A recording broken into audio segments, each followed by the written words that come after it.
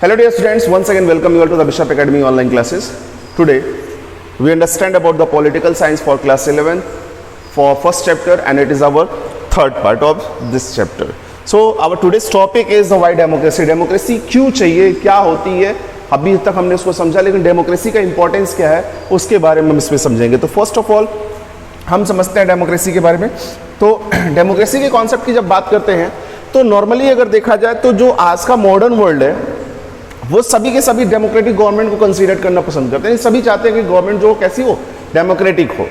जैसे यहाँ लिखा भी है, a democratic government is considered to be an achievement of the modern world. इसने क्या किया है, डेमोक्रेटिक गवर्नमेंट ने आज के टाइम में जो मॉडर्न वर्ल्ड में जो उसने अचीवमेंट ले रखा है, जिसमें उसने सबको वैल्यूज देने का काम किया, सभी लोग चाहते हैं कि ऐसी ही गवर्नमेंट हमारे फॉर्मेशन में आए.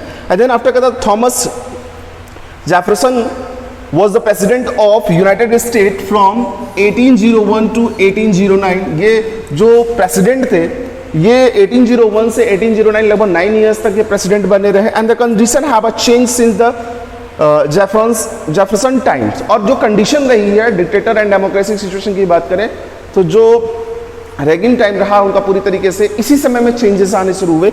ये जो समय था इनका 1801 से 1809 तक का जो टाइम था, क्या था, वो चेंज्ड वाली सिचुएशन को रिप्रेजेंट करता है, यानी इसी समय में बदलाव हुए. But the subject of the democracy is one of the permanent importance. अगर देखें सब्जेक्ट की बात करें डेमोक्रेसी की तो ये हमेशा इंपॉर्टेंट रखने वाला एक सब्जेक्ट मैटर, यानी इसकी जरूरत जो है, इसकी वैल्यू जो है हमेशा बने रहने वाली है. यानी ऐसा नहीं है कि हम 2 साल 3 साल या 5 साल 10 साल हम डेमोक्रेटिक रहे फिर डिक्टेटरशिप में कन्वर्ट हो गए, तो ऐसा नहीं. वो हमेशा जैसा है वैसा ही बने रहने वाले कॉन्सेप्ट को रिप्रेजेंट करता है.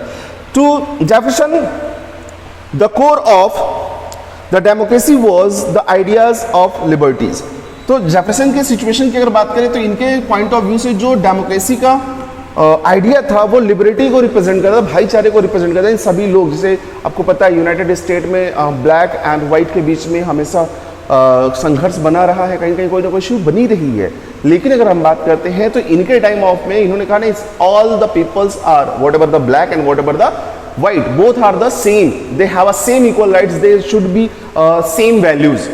ठीक है, उनकी अपनी वैल्यूज भी कैसी होनी चाहिए, सेम हुई. तो उस सिचुएशन में इन्होंने जो डेमोक्रेसी के फॉर्मेशन को समझा था, डेमोक्रेसी के फॉर्मेशन को रिप्रेजेंट किया था, तो उस सिचुएशन में इनका जो आइडियोलॉजिकल सिचुएशन था वो लिबर्टीज को रिप्रेजेंट करता था.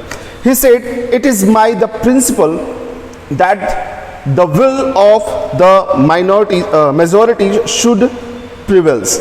कहता है ये मेरा प्रिंसिपल है कि ये मेरी ये जो कहते हैं दैट्स माय प्रिंसिपल, मतलब ये उनका सिद्धांत है. वो उसको प्रिंसिपल्स के रूप में देखते थे, क्या कि जो मेजॉरिटी है शुड बी प्रिवेल, उनको वो राइट्स मिलने चाहिए, उनको ज्यादा राइट्स मिलता है. बट ये भी कहता है the merits of the democratic government are as followed. और जो लेकिन इसके अगेंस्ट अगर मेरिट्स की बात करें डेमोक्रेटिक गवर्नमेंट की तो क्या है, पहला the collective decision making. Collective decision making के सेंस को अगर रिप्रेजेंट करते हैं तो यहां साफ साफ होता है कि डिसीजन अकेले एक बंदा नहीं लेता है, सबके सब अपने अपने ओपिनियंस को रखते हैं, उसमें जो बेहतर होता है उससे डिसीजन लेना है. यहां कहता है there is a no difficulties in showing that the best form of the government is one in which the power is shared by the many. कहता है कि इसमें बताने में कोई डिफिकल्टीज नहीं है, कोई प्रॉब्लम जनरेट नहीं होती है कि सबसे बेहतरीन फॉर्म ऑफ गवर्नमेंट होती है वो क्या होती है, डेमोक्रेसी होती है, जिसमें नॉर्मली क्या होता है, in which the power is shared by the many. जिससे पावर को क्या कहता है, जो राइट्स होते हैं, जो अधिकार होते हैं, जो पावर्स होते हैं, उनको सबके साथ शेयर कर दिया जाता है. तो अ democratic government is run by the collective decision which will be much better than one taken by one man. अब यहां पे कहता है डिक्टेटरशिप में क्या होता है, a decision should be taken by the single person. वो दूसरे के फेवरेट सिचुएशन को नहीं समझता, दूसरे की कंडीशन को नहीं समझता, वो अपने अकॉर्डिंग जो उसको बेहतर लगता है उस तरीके का डिसीजन लेता है. तो वो डेमोक्रेटिक सिचुएशन को रिप्रेजेंट ना करके डिक्टेटरशिप को रिप्रेजेंट करता है. बट यहाँ पे क्या कहता है कि जो डेमोक्रेटिक सिचुएशन होती है, कहता है democratic government is run by the collective decision. ये तब रन करती है जिसमें इसमें डिसीजन क्या होते हैं, कलेक्टिव होते हैं, बहुत सारे लोग मिलकर लेते हैं, which will be the much better than one taken by one man. कहता है जो सबसे बेहतर क्या होता है, जो एक अकेला व्यक्ति डिसीजन लेता है उसके द्वारा लिए गए डिसीजन से कहीं बेहतर होता है. जब क्या होता है, जब कलेक्टिव डिसीजन होते हैं, बहुत सारे लोग डिसीजन लेके अपने अपने ओपिनियन को रिप्रेजेंट करते हैं. Sometimes it is said that the ordinary peoples are ignorant and the unfit to be taken decision on the matter of the complex nature. नहीं, कई बार ऐसा देखा डिक्टेटरशिप में अक्सर ऐसा होता है कि वो अनफिट पर्सन, जिसे मतलब जिसके पास एजुकेशन ही नहीं है, समझ लीजिए से मतलब जो समझता ही नहीं है कि चीज़ें कैसी होनी चाहिए, लेकिन वो अनफिट पर्सन भी क्या करता है, डिसीजन लेने का काम करता है। लेकिन यहाँ कहता है जैसे कि सम टाइम देखा गया कई बार कि it is said that the ordinary people are ignore, जो ऑर्डनरी पीपल होते हैं, जो सामान्य लोग होते हैं, उनको इग्नोर कर दिया जाता है और साथ ही साथ उन्हें अनफिट टेक द डिसीजन, वो व्यक्ति जो फिट नहीं होता है, मतलब वो जो डिसीजन लेने लायक नहीं होता है, वो डिसीजन लेने का काम करता है। किस पे? वो भी कॉम्प्लेक्स मैटर पे, वो मैटर्स जो बहुत ही इंपॉर्टेंट होते हैं, जो बहुत ही सीरियस सिचुएशन को रिप्रेजेंट करते हैं, उन मैटर्स पे भी वो डिसीजन लेने का काम करता है, जो कि कई बार नुकसानदेह होता है। फिर कहता है टू दिस जज Jefferson replies was that the only the infant needs the nurses, adults make the decision by themselves without needing other peoples to help them। अब यहाँ पे जेफरसन रिप्लाई करते हैं इस चीज को लेके कि डिसीजन जो होना चाहिए only the infant needs the nurses, वो लोग जो इस लायक नहीं है उनके लिए एक फैसिलिटी होनी चाहिए, लेकिन मोस्ट ऑफ कहता है एडल्ट्स में, छोटे बच्चों से हम डिसीजन नहीं ले सकते, जो एडल्ट्स होते हैं, जो डिसीजन लेने लायक होते हैं, उनके डिसीजन लेने में हम उनकी हेल्प जरूर कर देते हैं। ये इनका थिंकिंग था, क्योंकि ये जो सिचुएशन रिप्रेजेंट वो कलेक्टिव डिसीजन मेकिंग को रिप्रेजेंट करती है। नेक्स्ट जो पॉइंट आता है हमारा, वो आता है interest of all should be taken into the consideration. सबसे बड़ी चीज क्या है कि जब वन पर्सन कैन बी, अगर वन पर्सन डिसीजन लेने का काम करता है तो वो सबसे पहले सोचेगा किसके बारे में? सेल्फ के बारे में, अपने आप के बारे में सोचेगा, भैया कि हाँ ये मेरा बेनिफिट हो रहा है कि नहीं हो रहा है। लेकिन जहां कलेक्टिव डिसीजन होंगे, कलेक्टिव डिसीजन होने की सिचुएशन में क्या होता है कि जो डिसीजन लेने वाला बंदा होता है वो अकेले के बारे में नहीं सोचता है, वो जब भी सोचेगा वो सबके बारे में सोचेगा। यहाँ इसी वजह से इस टॉपिक को अगर देखें तो यहाँ साफ साफ क्लेरिफाई किया गया है, the interest of all should be taken into the consideration, जो इसका सबके इंटरेस्ट को जब डिसीजन लिया जाता है तो उसमें रखा जाता है। History tell us that generally the monarchs were the cruel and the power loving, or they were the insufficient, surrounded by the countries who equally were without much venture. They promoted their own self interest। जैसे मैंने अभी कहा कि ज़्यादातर हमने history देखा, जो monarchs हैं, जो राजा वजा रहे हैं, उन लोगों ने ज़्यादातर क्या कहा है, ज़्यादातर उनके पास पावर रहे हैं, डिसीजन वो लेते हैं और वो क्या करते हैं, अपने चारों तरफ, अपनी कंट्रीज के चारों तरफ उनकी पूरी की पूरी राइट्स बनी रहती है। और साथ ही साथ वो जो भी डिसीजन लेते हैं उसमें क्या होता है, उनमें जो होता है देयर ओन सेल्फिश इंटरेस्ट, उनका खुद का सेल्फिश होता है। वो ये देखते हैं कि उनको क्या फायदा होने वाला है किसी डिसीजन को लेने से। इस चीज को the dictator truthless supports the liberties of peoples. जो डिक्टेटर होते हैं, ट्रूथलेसली अगर बात करें तो वो कहता है truthlessly suppressed the liberties of the people. वो क्या करते हैं, जो लिबर्टीज ऑफ द पीपल उसको सप्रेस करने का काम करते हैं, इनको तोड़ने का काम करते हैं। भाईचारा बनेगा ही नहीं तो लोग उस डिक्टेटरशिप के अगेंस्ट आएंगे नहीं, ठीक है। और ये भी कहता है but the democracy aims at the benefit and well-being of the whole peoples and not only one section, however the laws are the powerful। कहता है कि डेमोक्रेसी में क्या होता है कि जो इंटरेस्ट होता है या बेनिफिट्स की बात करते हैं, ये सभी लोगों की बात करता है, द होल पीपल्स, न कि केवल एक स्पेसिफिक सेक्शन की बात करता है। यानी जो पावर में है, जो लाज है, जो रिच है, उनके केवल प्रमोशन की बात नहीं करता, उनके बेनिफिट की बात नहीं करता। ये जब भी डेमोक्रेसी बात करता है तो ये बात करता है ऑल पीपल या फिर होल पीपल्स की। और ये भी कहता है the democratic government attempt to ensure that the interest of all the section of societies shall be taken care of. और ये भी क्या करता है, नॉर्मली कहता है डेमोक्रेटिक गवर्नमेंट जो होती है वो क्या करती है, द अटेम्प्ट्स टू इंश्योर, वे ये इंश्योर करने का काम करती है, ये क्लियरिफाई करती है कि जो पॉलिसीज या जो फॉर्मेशन वो जनरेट करती है उससे सभी लोगों का बेनिफिट हो रहा है या नहीं हो रहा है, ठीक है। और इस चीज को वो सोसाइटी के सेक्शंस को केयर करने के पॉइंट ऑफ व्यू से देखती है। नेक्स्ट की अगर बात करते हैं तो ये हमारे थॉमस जेफरसन की बात करें, जिनका जो बर्थ रहा है वो 1743 से रहा है, और ये इनका जो डाई सिचुएशन रहा है, जो लास्ट इनका रहा है वो 1826 तक ये रहे हैं। और जैसा कि आपको पहले बताया गया कि he is the president of US, United state of America, और ये कब से कब से रहे, 1801 से लेके 1809 तक ये प्रेसिडेंट बने रहे हैं। अब बात आती है इक्वल एंड एग्जैक्ट जस्टिस। देखिए, जहाँ डिक्टेटरशिप होती है वहाँ पे आप इक्वल और एग्जैक्ट जस्टिस के कॉन्सेप्ट को क्लेरिफाई नहीं कर सकते, टोटली उसको तो हम वेरी कर नहीं सकते।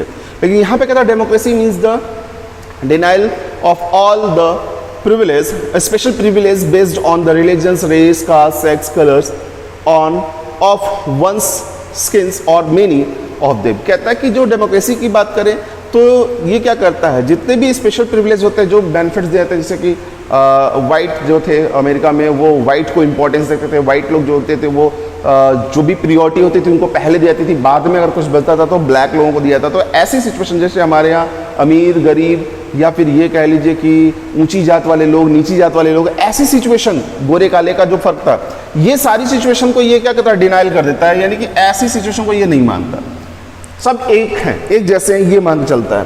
देन ये भी कहता है although there exist many inequalities that result from the unequal distribution of a wealth और द मेरिट्स और द स्पेशल सोशल स्टेटस। लेकिन कहता है इन सभी चीज़ों के बाद भी बहुत सारी इनइक्वालिटीज बनी रही, जिसमें कहता है नॉर्मली क्या कि अनइक्वल डिस्ट्रीब्यूशन ऑफ वेल्थ, जो बेनिफिट्स मिलने चाहिए, जो वेल्थ का डिस्ट्रीब्यूशन था वो अनइक्वल था। जैसे अगर देखें तो हमारे पास अभी भी क्या है, जो जितना हाई पोजीशन पे होता है उसका लेवल ऑफ इनकम उतना ही ज़्यादा होता है, जो जितना कम लोअर सिचुएशन पे होता है उसका लेवल ऑफ इनकम उतना ही कम होता है। तो ये भी एक डिस्ट्रीब्यूशन की बात करते हैं। कहता है in India as we know the institution of untouchabilities had an unwholesome effect on our livings. अब देखिए यहाँ पे कहता है India institutions of untouchabilities. Untouchabilities का मतलब ऐसे लोग जिसको हम छूना पसंद नहीं करते थे, ठीक है। तो यहाँ पे कहता है ऐसी संस्थाएं जो अनटचेबिलिटीज को रिप्रेजेंट करती है, कहता है unwhole the same effect on our livings. अब उन लोगों ने क्या किया, हमारी लिविंग्स के ऊपर कुछ इफेक्ट डाला। But a democracy everyone has one vote and every vote carries the same values। अब कहता है कि लेकिन ऐसी सिचुएशन में अगर पहले अनटचेबिलिटीज हमारे पास थी, लोगों को राइट्स नहीं था, लोगों को साथ में बैठने का नहीं था, इवन वोटिंग राइट्स भी कुछ टॉप लेवल के लोगों तक होती थी। लेकिन अगर बात करें डेमोक्रेसी में, कहता है कि everyone has one vote and every vote carries the same values. हर एक व्यक्ति के पास एक वोट है, जो वोट डालने का राइट रखता है वो सभी के पास क्या है, एक वोट है, और सभी वोटों की वैल्यूज क्या है, सेम है। जैसे कि मान लीजिए कोई अमीर है तो जो अमीर के पास वोटिंग राइट्स है वो उसी तरीके से है जिस तरीके से एक गरीब के पास है। लेकिन जैसे अगर देखा जाए तो कुछ स्टेट आज के टाइम में भी है जो मोनार्की सिचुएशन को रिप्रेजेंट करते, जैसे सऊदी अरेबिया वगैरह हुआ, वहाँ पे अभी भी विमेंस को वोटिंग राइट्स नहीं दी गई है, ठीक है। तो हम उसको पूरी तरीके से डेमोक्रेटिक कंट्री नहीं कह सकते। बट यहाँ पे कहता है आगे, the legal and the political equalities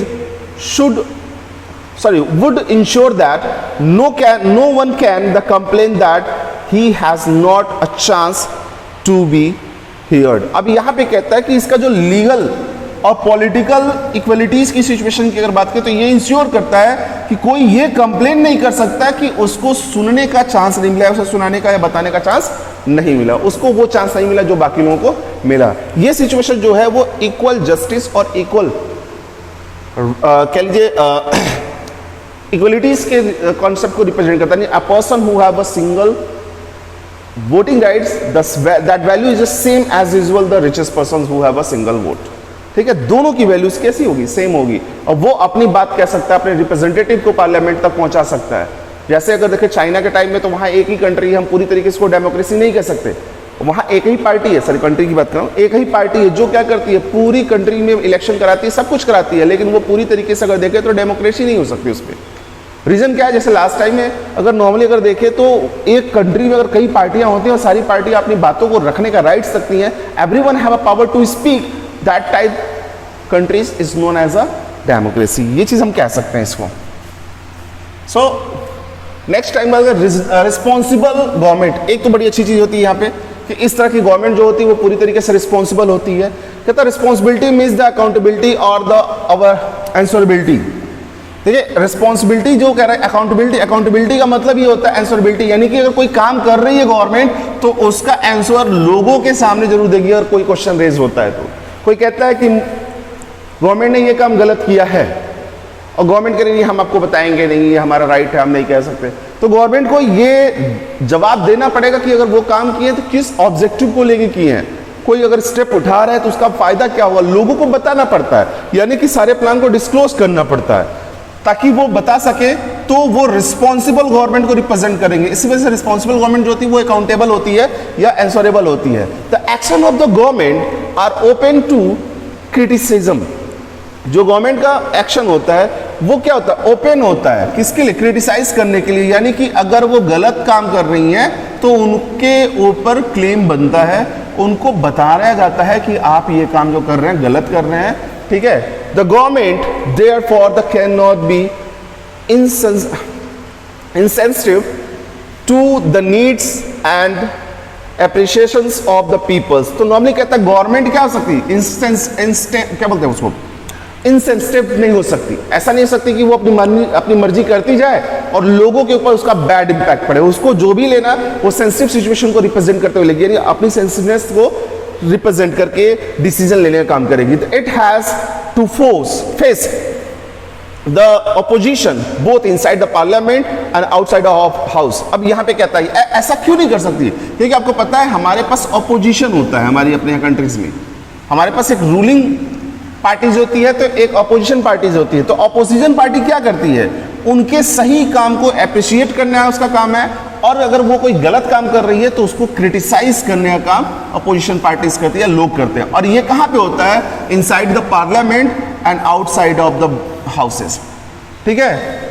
वो क्या करते हैं, स्ट्राइक भी करते हैं, पार्लियामेंट के अंदर डिस्कस भी करने के लिए बोलते हैं, तैयार रहते हैं, और पार्लियामेंट से बाहर भी उनके पॉलिसीज के अगेंस्ट स्ट्राइक वगैरह लोगों को जागरूक करने का काम करते हैं।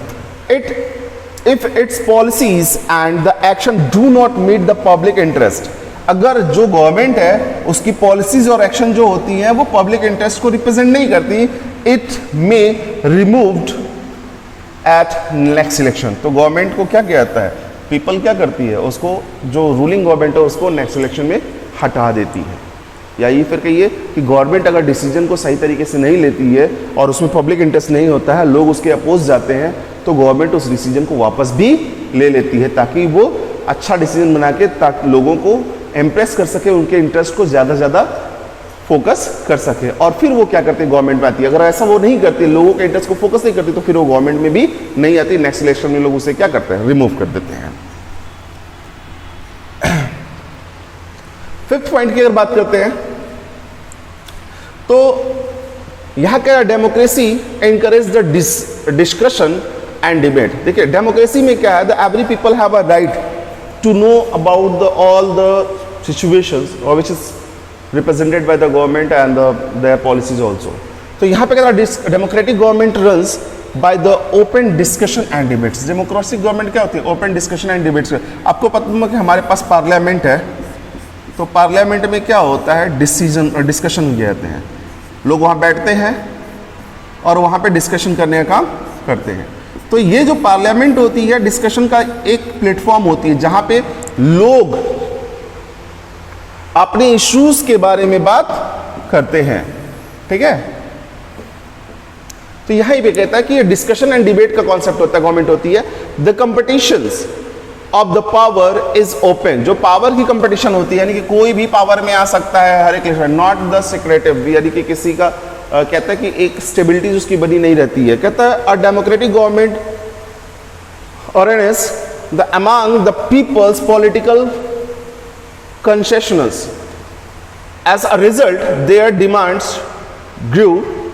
The people who are the demanding are not easily the satisfied। अब यहाँ पे देखिए जो चीजें कहता है कि नॉर्मली क्या है, डेमोक्रेटिक गवर्नमेंट जो होती है वो क्या करते हैं, उसका जो पूरा फोकस होता है वो पॉलिटिकल कॉन्सेंसस होता है, पीपल पॉलिटिकल कॉन्सेंसस कि लोगों के ऊपर डिपेंड होता है, और लोगों का जो रिजल्ट, एज अ रिजल्ट अगर वो कोई डिसीजन लेती है और लोगों की इसमें डिमांड पूरी नहीं होती है तो लोग देखिए कहते people who are demanding are not easily satisfied, जिनकी जो डिमांड है वो अगर सेटिस्फाइड नहीं हो रहे हैं, if there are too many demands stress arise, अब जब ज्यादा डिमांड होगी, ज्यादा कंडीशंस होगी और स्ट्रेस अराइज होगा तो क्या होगा, the political parties are and the pressure groups may create a situation which makes the functionings of the government a very difficult। तो जो पॉलिटिकल पार्टीज होंगी और जो प्रेशर ग्रुप्स होंगे वो क्या करेंगे, एक ऐसा सिचुएशन क्रिएट करेंगे जिसमें जो गवर्नमेंट है, रूलिंग गवर्नमेंट है, उसको काम करने में डिफिकल्टीज होगी, यानी कि उनके हर एक वर्ग को जो वो काम करना चाहते हैं उसके अगेंस्ट क्रिटिसाइज जब होगा, ज़्यादा डिबेट होगा, ज़्यादा बातें होंगी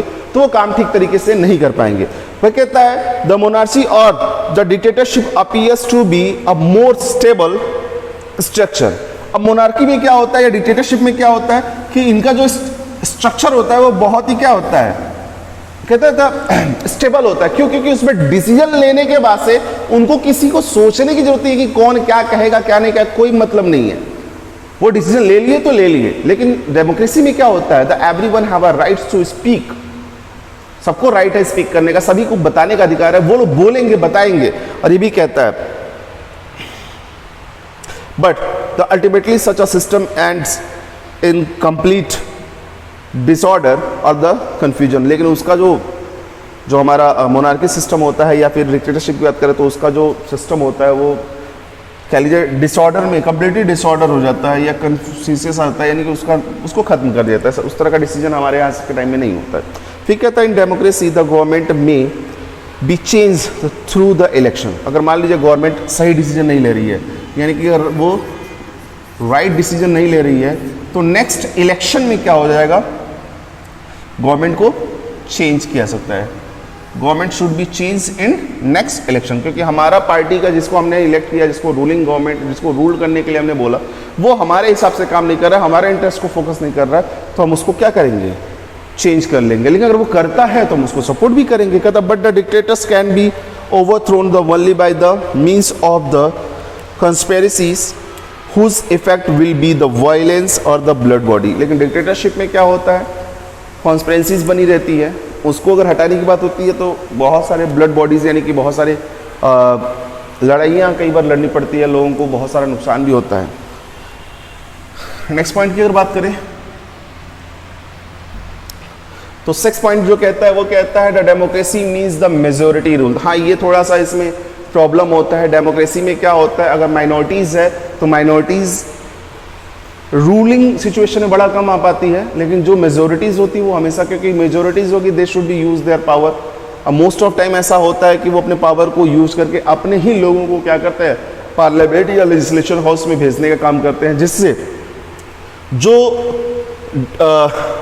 क्या बोलते हैं वो माइनॉरिटीज़ होती है उनको कई बार थोड़ा सा प्रॉब्लम फेस करना पड़ता है। यहाँ कहता भी है कि in democracy decision are made through the debates and a decision in the legislations. तो usually the consensus a broad agreement emerge after the decision or the bargains between the political parties. When no such consensus occurs, a majority voters is only the possible solution to arrive at a decision, but it would be wrong to make out from it the majority rules lead the autocracy। जैसे मैंने आपसे कहा कि यहाँ पे total overall क्या होता है कि अगर हम वर्क भी करते हैं तो जो डिसीजन लिए जाते हैं ज़्यादातर मेजोरिटी से रिलेटेड लोग होते हैं और मेजोरिटी वाले ही अपनी गवर्नमेंट बनाने का काम करते हैं। थोड़ा सा क्या होता है कि फोकस उनका अपना होता है। फिर ये भी कहता है in the parliament the all the particular view can be expressed only openly.